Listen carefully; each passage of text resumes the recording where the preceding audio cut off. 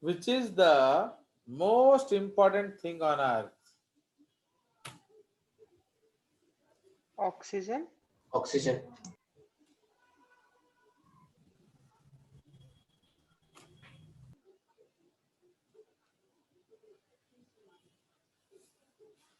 कौन है ला?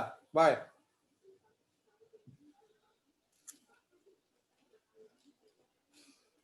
पता है? तो सबसे इंपॉर्टेंट दुनिया में कौन सा चीज है? बोलो। दारू। थोड़ा Yes, sir. दारू विच Wine. प्यार मिला दे तो नशे दिए आपके बंद वीडियोस में बोतलें। तो समझ रहे हो? तो दुनिया में सबसे मजेदार चीज क्या है? दारू। तो सर इसलिए दारू हाउ टू मेक दारू फटाफट, ये हर कोई ईस्ट यूज करके। यस फैंटास्टिक सुभाषिस, तुम अच्छा दारूखोर बनेगा। चलो, तो Edward Buchner reported that the yeast is the yeast is not required by the required for formation of ethanol. Okay, yeast extract can also form ethanol at some rate. Okay, तो actually लोगों को लगा, देखो बहुत लोग concern थे, क्या एक एनिमल को ऑर्गेनिज्म को दे रहे हो तो हम कैसे खाएंगे। जैसे अगर आप दही को देख लोगे ना माइक्रोस्कोप में, आप दही नहीं खाओगे क्योंकि वो माइक्रोबियल है, उसमें बहुत सारे बैक्टीरिया हैं। तो लाइक दैट, तो इसीलिए तो लोग, बकनर ने क्या किया, उन्होंने ईस्ट को लेकर पीस दिया। Switch off the TV. तो वो ईस्ट को लेकर ग्राइंड कर दिए पूरा। तो ग्राइंड करने से क्या हुआ, पूरा का पूरा जाइमेज निकला।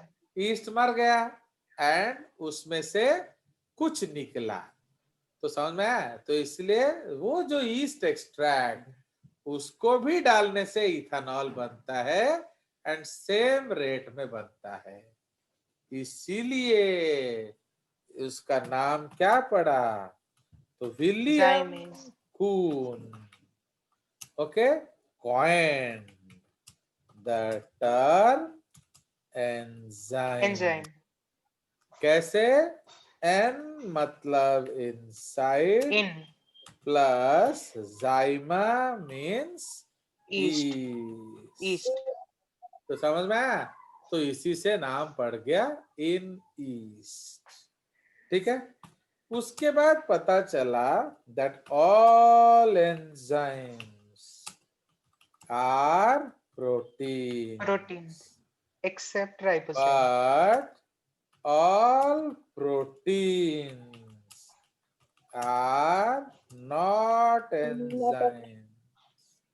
ठीक है, तो ये एक स्टेटमेंट लोगों तब बहुत प्रचलित था, that all enzymes are proteins but all proteins are not enzymes. But Thomas Seck and Sidney Altman, तो उन्होंने क्या, उन्होंने discovered ribozymes that are catalytic, क्या, RNA. Okay, so Thomas Seck and Sidney Altman discovered ribozymes that are catalytic RNAs. This discovery changed the above statement, and now it is said that most enzymes are proteins and some are also RNAs. ठीक है, बस इतना ही history आपके लिए काफी है। अब हम आगे चले जाएंगे। तो अब हम लोग नाम देंगे टाइप्स ऑफ एंजाइम्स है ना। जल्दी जल्दी सारे हम पढ़ियो ना तुम्हारा, तुमको बेसी पढ़ी फायदा नहीं। Types of enzymes. Types of enzymes में हम लोग दो कैटेगरी के एंजाइम्स देखते हैं। Okay, we have two types. तो कौन कौन सा एंजाइम्स होगा? Simple conjugated. Simple enzymes and इधर आ जाएगा होलो एंजाइम्स। तो होलो एंजाइम्स को आप कॉन्जुगेट कॉन्जुगेटेड एंजाइम्स भी बोल सकते हो। ओके, होलो एंजाइम्स या कॉन्जुगेट एंजाइम्स। नाउ तो अब व्हाट आर सिंपल एंजाइम्स, उसके बारे में डिस्कस किया जाए। Purely protein.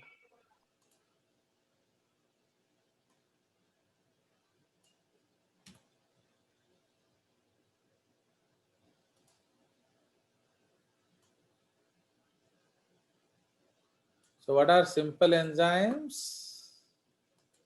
So these enzymes are entirely proteinaceous and have no contamination. Okay, इसमें कोई भी कॉन्टामिनेशन नहीं होता है। Okay, they are purely proteinaceous and have no contamination. ठीक है, तो इसमें आपका एग्जाम्पल क्या आ जाएगा?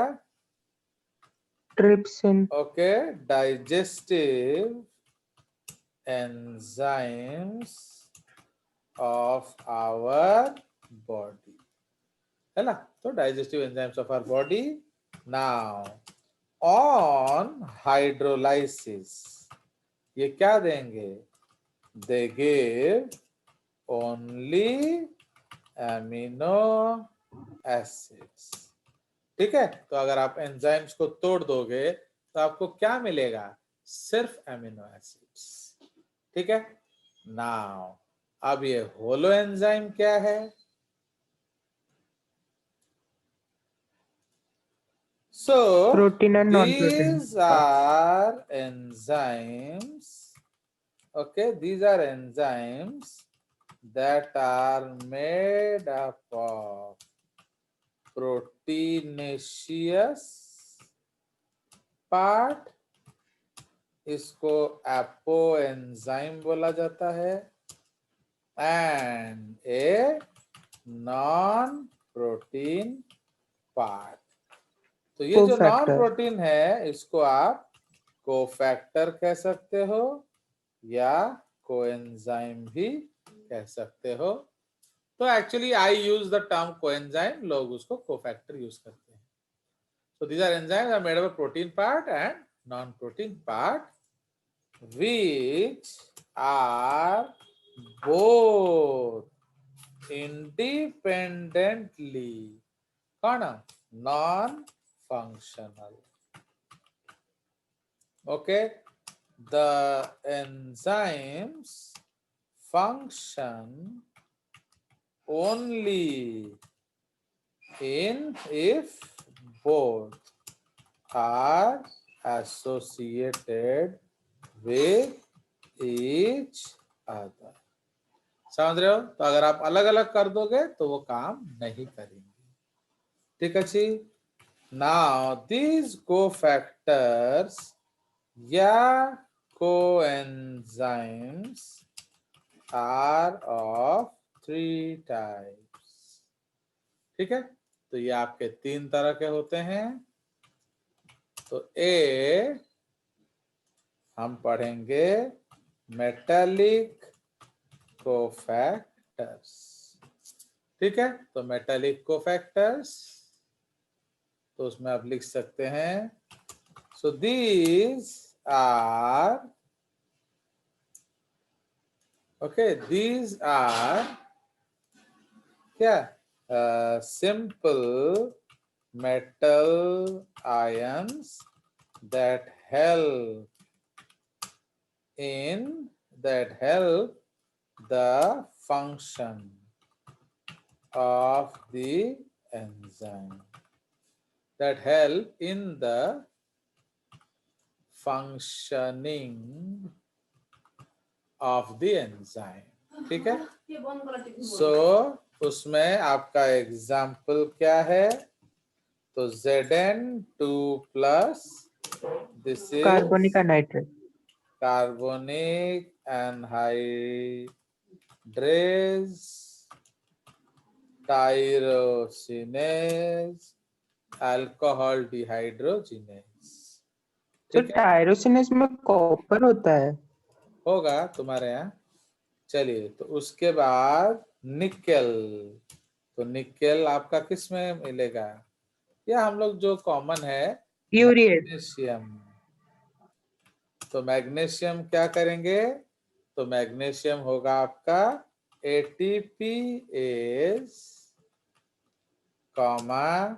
Hexokinase etcetera. तो ऐसे एक बहुत बड़ा सा लिस्ट होगा, वो आप किसी भी अच्छे बुक से देख सकते हैं। ठीक है, अब हम लोग कंटिन्यू करेंगे। सर एक डाउट है। बताइए। सर ये जो कोएंजाइम होता है, सर ये तो अभी लाइक कोएंजाइम का लूजली जिक्र बाउंड। नहीं हुआ है। जब कोएंजाइम का जिक्र, doubt should always follow the concept, समझ में आया? तो इसलिए डाउट को हाँ सर, पीछे सर रह, आपने कोफैक्टर के साथ लिखा था सर, इसलिए ओ पूछा। वो अलग कंसेप्ट है। कोफैक्टर हाँ सर। कोएंजाइम, वो एक्चुअली देखो, एपोएंजाइम कोएंजाइम अच्छा लग रहा है ना, एपोएंजाइम कोफैक्टर अच्छा लग रहा है? बताओ। सर आपको एंजाइम कोएंजाइम। ताहले तो बट वो ओके सर। अगर आप कोफैक्टर लोगे तो वो भी 3 प्रकार का होगा, अगर आप हाँ कोएंजाइम सर। लोगे तो वो भी 3 प्रकार का होगा। समझ में आया? तो इसलिए ये एक अननेसेसरी कंट्रोवर्सी लोगों ने क्रिएट किया है। एक्चुअली उसको कोएंजाइम ही बोला जाता है। सो अब कोएंजाइम में कोएंजाइम क्या है, ये अलग कंसेप्ट है। तो दीज आर ऑर्गेनिक compounds,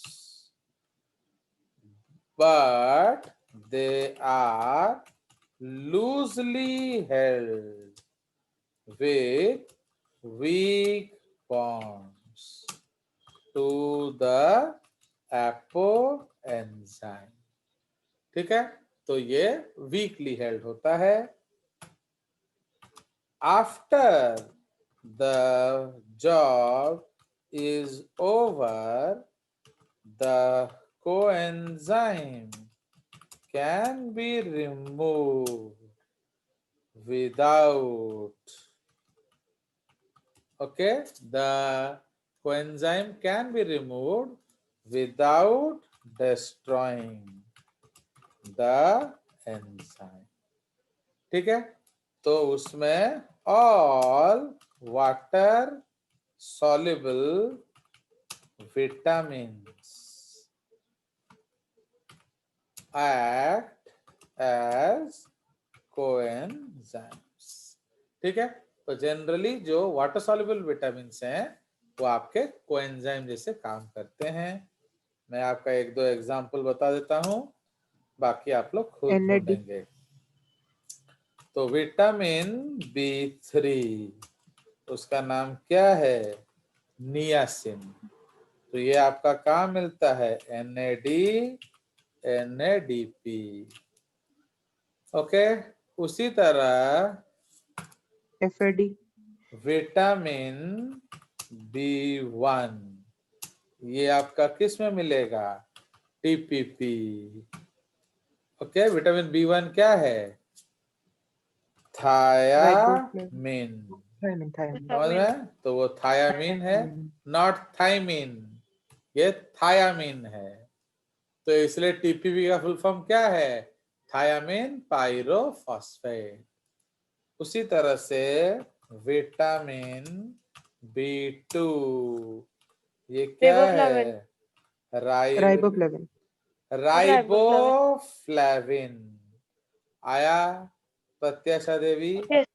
तो राइबोफ्लेविन से आपको क्या समझ में आया कि राइबो है राइबोज से एंड फ्लेविन है नाइट्रोजिनस बेस। तो शुगर प्लस नाइट्रोजिनस बेस क्या होता है? न्यूक्लियोसाइड। न्यूक्लियोसाइड। एंड ये जो न्यूक्लियोसाइड है, तो ये न्यूक्लियोसाइड है होता है विटामिन B2। ये क्या बनाएगा? FMN, FAD एंड ऐसे सो ऑन होगा। ये आप खुद से पढ़ लेंगे कालू देखकर। तो तापरे hub prosthetic, okay, prosthetic group. तो प्रोस्थेटिक ग्रुप क्या होता है? These Tightly bound. are also organic compounds that are tightly, yeah, strongly bound to the apoenzyme. ठीक है? Strongly bound to the apoenzyme. ठीक है? So this is facilitated by the strong covalent bonds. Okay, this association is irreversible. If one wants to remove the prosthetic group, आप हटा सकते हो. If one wants to remove the prosthetic group, the enzyme will be permanently damaged. ठीक है? तो आपको ये damage जरूर करेगा. तो इसमें एग्जाम्पल आ जाएगा heme of Catalase cytochrome peroxidase. Oxidase enzyme. तो जो साइटोक्रोम ऑक्सीडेज एंजाइम है उसमें हीम होता है, तो आप उस हीम को हटा नहीं सकते. तो हो गया. तो ये हमारा खत्म हो गया क्या? Types of enzymes. ठीक है? अब हम लोग पढ़ेंगे नेमिंग ऑफ एंजाइम्स.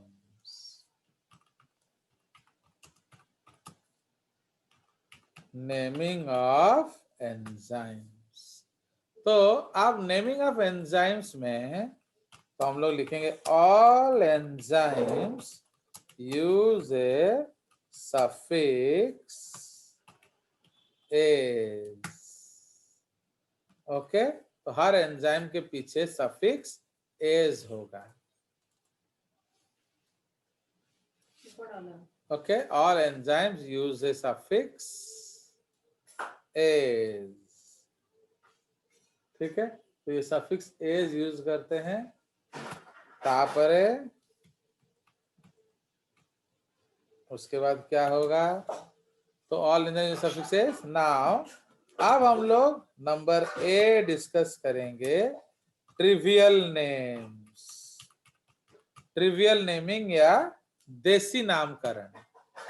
तो देसी नामकरण में on the basis of substrate. तो कौन कौन सा नाम होगा? Maltase, isomaltase, lipase, nuclease. तो ये सब क्या है? सबस्ट्रेट के नाम पे. जो माल्टोज को तोड़े वो माल्टेज, जो लिपिड्स को तोड़े वो लाइपेज एंड सो ऑन.